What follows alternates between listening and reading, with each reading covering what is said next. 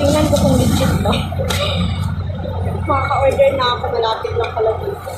Hala! Hindi naman to yung bag na in-order ko. Ay, hindi. Plastic talaga. Parang legit yun. Plastic pa talaga siya. Pero nagbayad ako ng 13. Parang hindi ako bumili ng 13. So, parang maganda. Wow! Legit. Eh, legit na siya. Ang ganda na talaga. Ito yung in-order ko din. Lang dito. Kasi pa yung ganda ko. Never siya. Uy, ang dito. Ang cute. Pero 30. Pero nasa app. Yung sa app ko, nasa ano yun. Nasa, alam mo yun, tawag dito. Nasa ano siya. 60, 68? Ang ganda. Ang galing. Pwede na ako umorder dito. Malapit lang. Ayan, mga mura lang. Ayan, dito na ako mag-order sa bumili sa mga lakas. Mas mura ka sa ito. Ang ganda. Leather siya.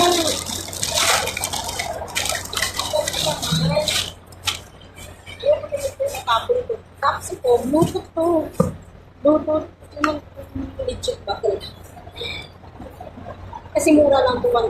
Pero pagka, pero nagbayad ako ng 30, my God. Buti ko lang may laman pa yung aking alipin na 100. Kaya yung look, parang hindi siya headset. Oh, parang hindi ito eh. Parang hindi ito headset. Ano? Cutics! Oh? Ay, nako. Hindi siya legit. Alam ko yung in-order ko yung ano yun. Look. Alam ko yung in-order ko yung headset. Iba siya, oh. Cutics. Cutics. Hirap pagbuksan.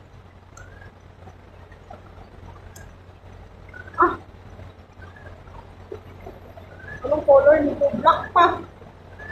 Hindi naman ako nag-order ng black na Cutics. Ayun. Scam pala yung ano na yan. Yung headset na, sabing headset.